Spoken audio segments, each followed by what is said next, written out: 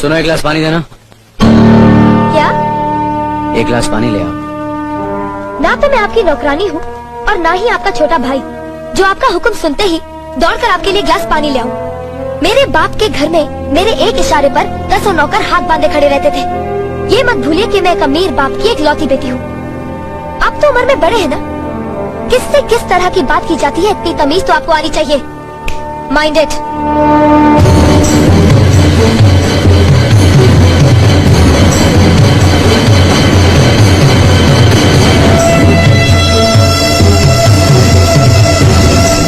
मालिक, छोटी बहू की बात का बुरा मत मानना, नादान है, बच्ची है। गलती हमारी है मुनीम जी। हमने ऐसी लड़की को काम करने को कहा जिसे काम करने की आदत ही नहीं है। बड़े भैया, पानी। नकुल, वो ट्रैक्टर रिपेयर करवा लिया ना? जी करवा दिया।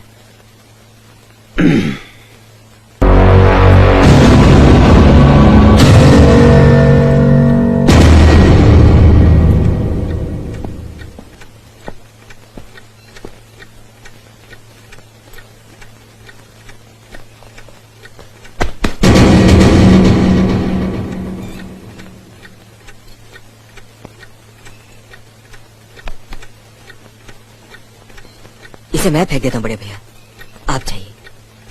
मुनीम जी, जो राम प्रसाद की बेटी की शादी के लिए जेवर देने के लिए कहा था, भिजवा दिया? जी हाँ मालिक।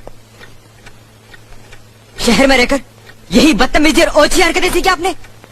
अपने से बड़ों का लिहाज करना नहीं आता आपको? किससे कह रहे हो तुम? आपसे कह रहा हूँ। औरत पैदा हुई है तो औरत की तरह रहना सीखे। मीना! नकुल, तुम अंदर जाओ।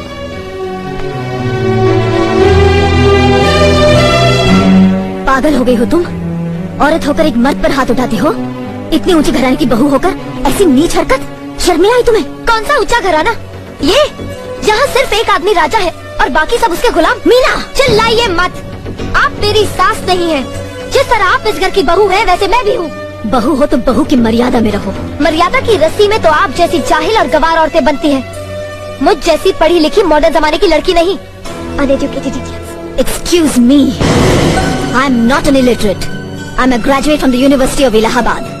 I am aware of the modernization of women, but I have not forgotten my culture, my customs, my traditions and my values, and most of all, I never ever forget that I am an Indian woman. Modern जमाने की औरत भी औरत ही होती है। उसे भी मर्द ही ब्याह कर ले जाता है, मर्द को ब्याह कर वो नहीं ले जाती। जमाने ख्याल और लिबास बदल देते हैं, औरत की शरीर की बनावट नहीं। लोग तुम्हारे ख्याल की लड़कियों को लज्जत का सामान भले ही समझते हो, इज्जत के काबिल कोई नहीं समझता। इज्जत आज भी उन्हीं औरतों की होती है जिनकी आंखों में हया हो, लाज हो, शर्म हो।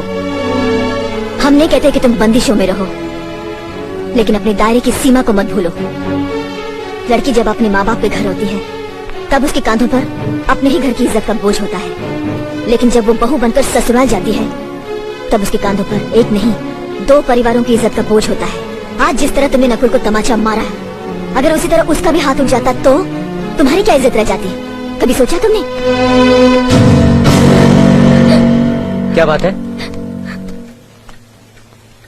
मीना?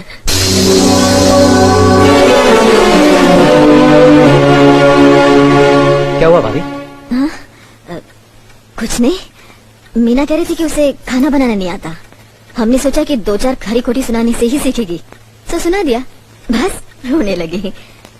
क्यों अर्जुन, हमें तुम्हारी बीवी को डांटने का भी हक नहीं? क्यों नहीं, आप हमारी भाभी माँ हैं। आप मार सकती हैं, डांट सकती हैं, कुछ भी कर सकती हैं।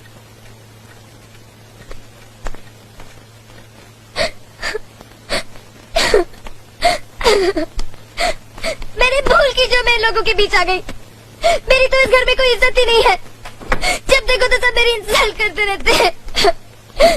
मैं कब से रो रही हूँ, तुम पूछ भी नहीं रहे हो कि मैं क्यों रो रही हूँ। बेकार हो रही है तो कौन पूछेगा? अच्छा, तो मैं तुम्हारे लिए और इस घर के लिए बेकार हो गई हूँ। अरे बेकार तो तुम हो गए अपने परिवार के बीच में रहकर। मैं कब से बोले जा रही हूँ और तुम हो के सुन ही नहीं रहे हो। इंसान की चीख सुनकर लोग शुभ अशुभ का विचार करते हैं, लेकिन जब मेंढकी को जुकाम होता है उसकी चीख की कोई परवाह नहीं करता। ये मत भूलो कि जब मेंढकी चिल्लाती है तो आंधी और तूफान आते हैं। आंधी और तूफान आएंगे तो उसका नतीजा तुम्हें ही भुगतना पड़ेगा। तो फिर ठीक है, अब मैं तुम्हारे साथ तब भी रहूंगी जब तुम मेरे साथ मेरे डैडी के घर रहोगे।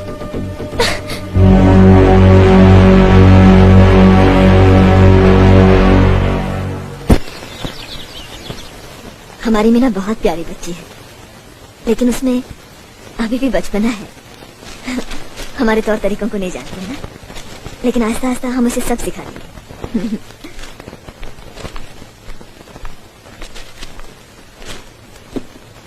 बड़े भैया, ये अपने घर जाना चाहती है। जाना भी चाहिए, 4-5 महीने हो गए, मायके की याद भी आती होगी इसे। और अर्जुन, तुम्हारे ससुर जी तुम्हें कई बार बुला चुके हैं, तुम भी कुछ दिनों के लिए हुआ हो, तुम्हारा मन भी बहल जाएगा। अगर ये वापस लौटने के लिए जा रही होती तो मैं जरूर जाता, मगर ये तो हमेशा के लिए इस घर से जा रही है। कैसी बातें कर रहे हो? अगर तुम दोनों के ख्यालात एक दूसरे से नहीं मिलते तो इस मामले को घर की 4 दीवारी में बैठकर आपस में सुलझा लेना चाहिए। बहू शहर की पढ़ी लिखी लड़की है, उसे गांव के रीति रिवाज के बारे में क्या मालूम। ये तो तुम्हारा फर्ज बनता है अर्जुन कि तुम उसे हमारे तौर तरीके सिखाओ। सिखाने से कोई फायदा नहीं बड़े भैया, ये खुद को इस माहौल में डालना ही नहीं चाहती, इसलिए भेज रहा हूँ। अच्छा, तो तुमने फैसला भी कर डाला? बड़े भैया, बात यह है कि मैंने मीना को, तुम बहुत समझदार भी हो गए हो ना, तो फिर तुम्हें इतना तो समझ लेना चाहिए, अगर बहू अपने आप को बदल नहीं पा रही है तो तुम बहू के मुताबिक बदल जाओ। आखिर वो तुम्हारी पत्नी है, उसका साथ देना तुम्हारा धर्म है। तुम्हारे भरोसे ही तो उसने अपनी सारी जिंदगी सौंप दी तुम्हें। अर्जुन, मेरे दर पर तुम तड़प उठोगे, तुम्हें तकलीफ होगी तो मैं रो दूंगा, क्योंकि हम दोनों एक ही माँ की संतान है, खून का रिश्ता है हमारा।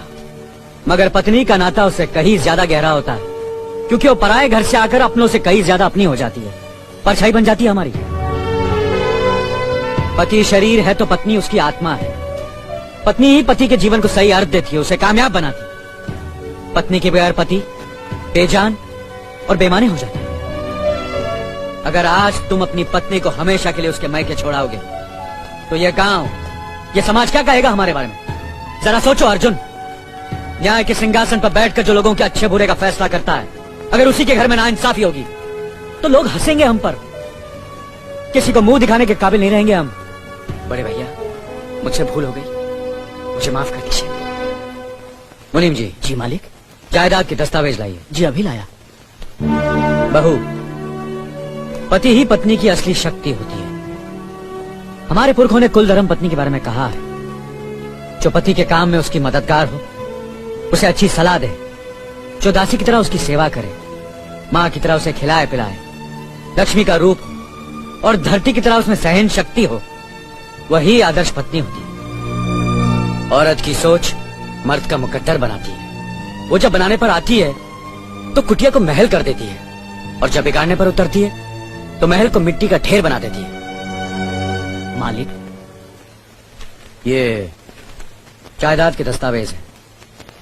हमारी जमीन जायदाद कहाँ कहाँ है और कितनी है, उसका हिसाब किताब ना बाबूजी को मालूम था, ना हम तीनों भाइयों को मालूम है।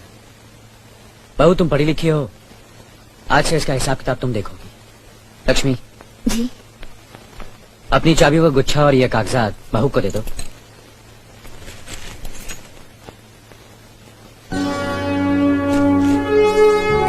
आज से तुम इस घर की मालकिन हो।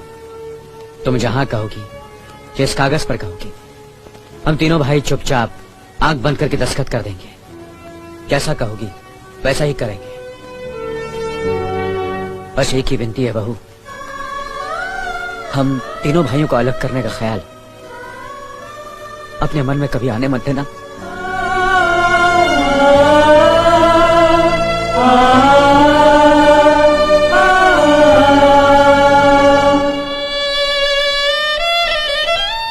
बहुत अच्छा किया तुमने बहू, बहुत अच्छा किया। इनकी आंखों में आंसू देखने की हमने सपने में भी उम्मीद नहीं की थी, लेकिन तुमने हमें दिखा दिया।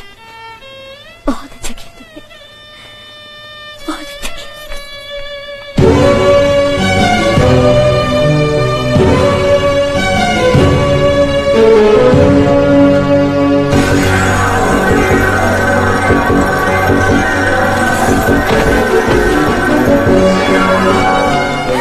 मीना, मीना, क्या हुआ बहू? मीना, मनी जी जल्दी से डॉक्टर को बुलाइए।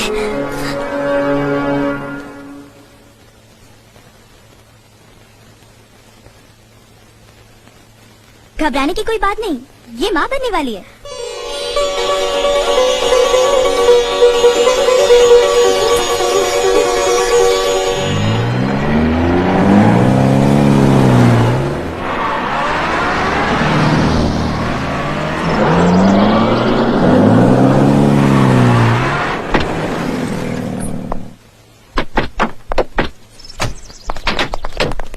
आप लोग यहीं ठहरिए, मैं ठाकुर साहब से मिलकर आता हूँ।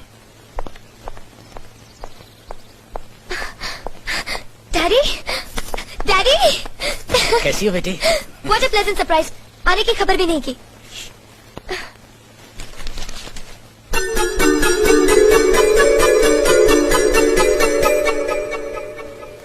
ठाकुर साहब, पाए लागू। समझी जी, आप अचानक यहाँ कैसे? तशरीफ रखिए, बैठिए ना। आपके बराबर बैठने की मैंने कभी गुस्ताखी नहीं की, तो आज कैसे करूंगा? बहुत दिनों बाद हम लोग मिल रहे हैं। कहिए, आपका कारोबार कैसे चल रहा है?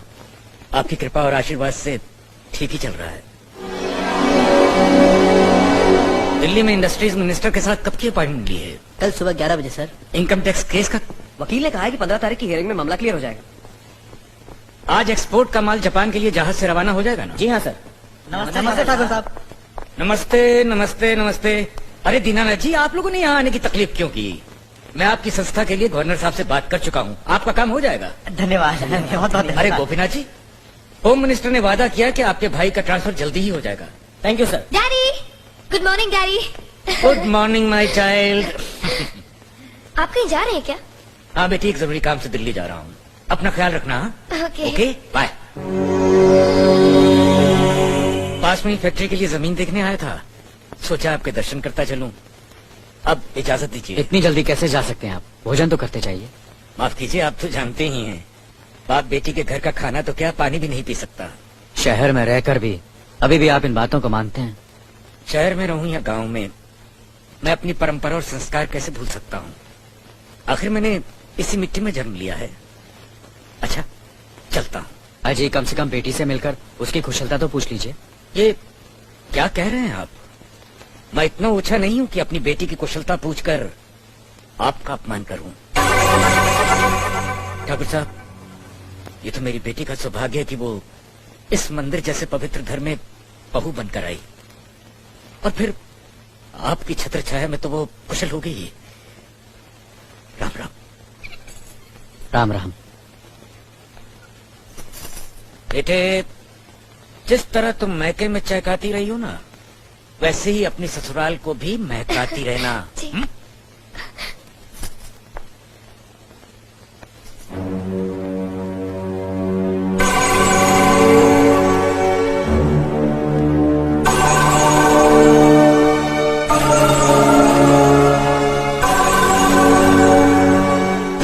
आप तो उम्र में बड़े हैं ना, किससे किस तरह की बात की जाती है, इतनी तमीज तो आपको आनी चाहिए। Minded, minded, minded, minded, minded. अरे? मुझे माफ कर दीजिए। क्या हुआ? मुझे माफ कर ये दीजिए। क्या कर रही हो? अपने पापों का प्रायश्चित कर रही हूँ। मैंने आप जैसे देवता का अपमान किया है, आपका दिल दुखा है, मुझे माफ कर दीजिए बड़े भैया, मुझे माफ कर दीजिए, मुझे माफ कर दीजिए। लक्ष्मी, मुझे माफ कर दीजिए बड़े भैया, बड़े भैया मुझे माफ कर दीजिए। मुझ पर तरफ खाकर मुझे माफ कर दीजिए बड़े भैया। तुम्हें ऐसे नहीं बैठना चाहिए, मुझे माफ इससे बच्चे पर असर पड़ेगा बेटे। मैं आपकी भी दोषी हूँ दीदी। आपने जेठानी की जगह माँ बनकर मेरी गलतियों को बर्दाश्त किया, और मैं अभागन आपकी बेटी न बन सकी। मुझे माफ कर दीजिए दीदी, मुझे माफ कर दीजिए। अब चुप भी हो जा। तो हमने कब तुम्हारी बात का बुरा माना? हाँ, रोती नहीं, रोती नहीं।